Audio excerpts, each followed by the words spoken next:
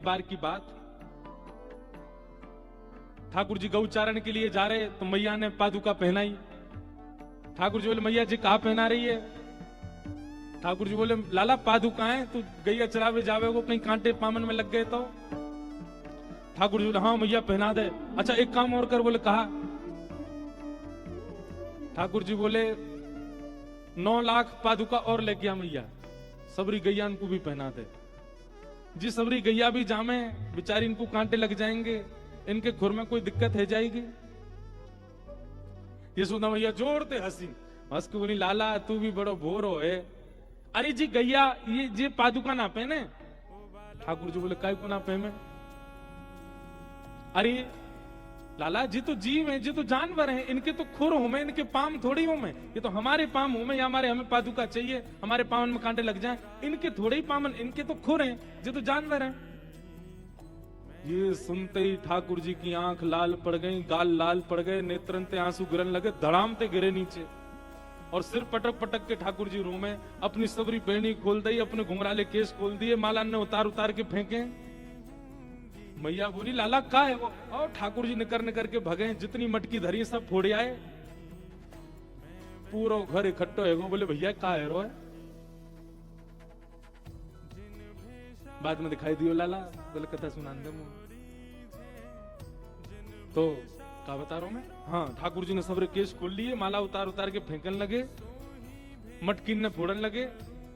यशोदा मैया की गोद निकर के भाज गए। मैया जहां आवे ठाकुर जी वहीं रिसिया जाए।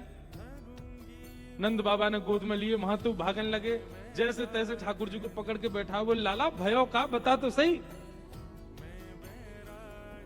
बोली मैया तेने गैया ते जानवर क्यों कही? तू गैया जानवर कह रही है? बेचारी ऐसो मीठो मीठो दूध दे, भाई दूध में मैं स्नान करूं, वही के मक्खन को नित्य पाऊं, वही के घी ते तू रोटी चुपर के खवाए, वही के घी में तू दाल बनावे, सब्जी बनावे, इतनी हमारी सहायता, हमारे पूरे घर को पालन पोषण करवे वारी, बाकू तू जानवर कह रही है? मैया दूध तो मैंने तेरा पियो है, तू को जानवर तो कोई ना कहे, तू तो सबन की मैया है, लेकिन तू गैया है, तू जानवर का कह रही है? यशोदा मैया ने कान पकड़े, बोली लाला अब नहीं कहूंगी, क्षमा मांग रही हूं। बोले मोते मत मांगे मैया क्षमा, गैया अंत प्रणाम करके कह, और इनते आज के बाद कभी तू जानवर नहीं कहेगी तो ही मैं प्रसन्न होऊंगा, नहीं तो नहीं, मैं तो नाराज हो जाऊंगा। यशोदा मैया गई लाला के सामने, लाला ने एक एक गैया तो प्रणाम करवाई। यशोदा मैया थे स्वयं लाठी लेके खड़े, बोली जाकू प्रणाम कर मैया, याकू प्रणाम कर, बाबारी वो कर, बाको दूध सब तैयार नकारे, बस जानवर कह रही। मैया सब ने प्रणाम करी। लाला ठीक है अब खुश? बोले आज के बाद जानवर तो नहीं कहेगी। बोले ना, सबरे गोकुल को इकट्ठो करके ठाकुर जी ने कही भैया चाहे मेरी गैया हो तुम्हारी गैया हो, कोई तो अगर आपने जानवर कही तो मैं अपना सबरो संबंध नाते तोड़ दूंगा। हम लोग विचार करें, कभी गौ को देख करके हमारे चित्त में ये भावना आ जाती है तो जीव ऐसे डोल रहे हैं, ठाकुर जी हमको स्वीकार करेंगे?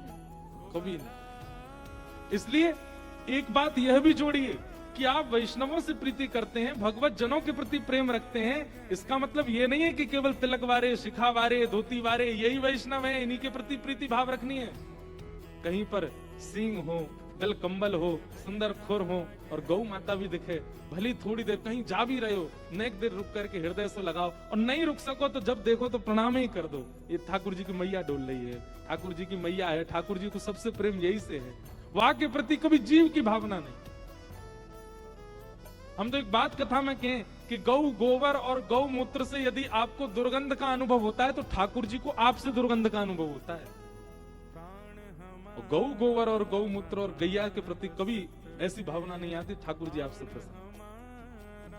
हमारे कुम्मन दास जी कहते हैं कि भगवत प्रीति के लिए कंठ यदि आपके पास है तो आप ठाकुर जी को तपस्वी से पहले प्राप्त कर लोगे। कंठ यदि किसी के पास है, अच्छा गाना जानता है, तो वो तपस्वी से पहले भगवत दर्शन कर लेगा, तप करने वाले से भी पहले। कंठ प्रिय, कंठ युक्त व्यक्ति इतना प्रिय ठाकुर जी को, पर कंठ युक्त व्यक्ति से भी पहले गौ सेवक भगवत प्राप्ति कर लेगा, वो ठाकुर जी को इतना प्रिय कि ठाकुर जी कहीं पधारे थे और वहां के लोगों ने सोचा कि हमारे ठाकुर जी केवल यहाँ थोड़ी देर बैठवे के काजे रुकेंगे, ऐसा कहा करें कि ठाकुर जी सदा के लिए यहाँ रुक जाएं। तो कोई ने जाकर करके कह दी, बोले खूब सारी गैया लाके बांध दो, खूब सारी गैया के गोबर से लेपन कर दो, खूब सुंदर दूध घी दही की सेवा यहाँ प्रकट कर दो। ठाकुर जी थोड़ी देर बैठेंगे, लेकिन जब गैया को देखेंगे, सेवा को देखेंगे, तो शायद उनको मन करे कि रुक जाएं। ठाकुर जी जैसे ही गए, थोड़ी देर रुकना था वहां, सब गांव के लोगों ने व्यवस्था करी, पर जैसे ही ठाकुर जी ने देखी बड़ी अच्छी सुगंधी आ रही है, पीछे मुड़ के देखी तो ऐसी सुंदर सुंदर गैया खूब आनंद कर रही हैं, खूब प्रेम से उछल रही हैं। ठाकुर जी देख करके आनंदित हो गए, गैयान के बीच में चले गए, सबको हृदय से लगान लगे। बैठी वही गैयान सो टेक लगा करके ठाकुर जी उन्हीं के ऊपर लेट गए। कोई के चरण दबा रहे हैं, कोई की पूंछ से अपने आप को झाड़ो दे रहे हैं, कोई की परिक्रमा कर रहे हैं। और जहां ठाकुर जी को क्षण भरी ही रुकना था, वहां ठाकुर जी 5 दिन तक बैठे रहे, केवल गैयाओं की सेवा में। अगर ठाकुर जी की भक्ति भी चित्त में स्थिर करनी है, गौ को चित्त में बसा लो, ठाकुर जी स्थिर हो जाएंगे। अगर गौ चित्त में नहीं आई है, गौ मन में नहीं आई है, गौ प्रेम गौ सेवा आपके भाव में नहीं आया, आपकी ठाकुर जी की भक्ति अस्थिर हो सकती है। ठाकुर जी प्रस्थान कर सकते हैं। हमारे गिरधर लाल जी जब गैया को पूजन करवे आए ना, अब उनके श्रृंगार को तो शायद दर्शन नहीं है पाएगा। ठाकुर जी ने गोकर्ण पाग पहनी अपने। कैसी पाग पहनी? जामे गैया के से कान लटक रहे हो। ठाकुर जी गैयान के बीच में जामे तो बिल्कुल बछड़ान की तरह कान लगा के, ऐसे सींग जैसे निकाल के ऐसी पाग पहने कि वो गैया जैसे ही लगे। भैया, रास बिहार को वर्णन सबने सुनो है, माखन चोरी को वर्णन सबने सुनो है, गिरवर धारण को वर्णन सबने सुनो है, पर ठाकुर जी की अति मधुरादि मधुर यदि कोई रूप का वर्णन है तो वो कब है? जब ठाकुर जी गैया चराने जाते हैं। ऐसी पाग पहने ठाकुर जी, वहां में ऐसे सुंदर बढ़िया आकृति बना करके सींग जैसे निकाल लें, और 2 छोड़ ऐसे नीचे को निकाल दे तो ऐसे लगे 2 कान लटक रहे हैं, जिस नेक्से से 2-2 सींग निकल आए बाहर।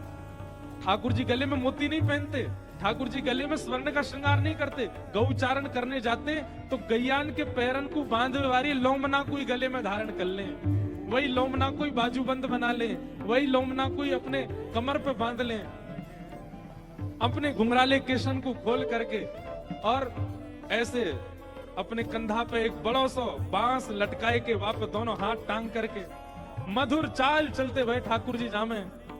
तभी महाप्रभु श्री वल्लभाचार्य जी ठाकुर जी के रूप का वर्णन करते हैं। अधरम मधुरम वदनम मधुरम हसितम मधुरम चलितम मधुरम मधुराधिपते अखिलम मधुरम तम गो रजच्छुत कुंतल बद्ध बरह वन्य प्रसून रुचिरे क्षण चारु आसम। ठाकुर जी का सबसे सुंदर भेष यदि कोई है, वो गौचारण के समय का भेष। हमारे श्रीनाथ जी में अगर आप दर्शन करने जाओ तो किसी के पास चित्रों की व्यवस्था हो, उससे कहना कि श्रीनाथ जी में जो गौचारण गोपाष्टमी का जो श्रृंगार है उसका दर्शन कराओ। गोपाष्टमी का इतना विशेष श्रृंगार श्री ठाकुर जी करते हैं, गैया चराने जाते हैं उस दिन।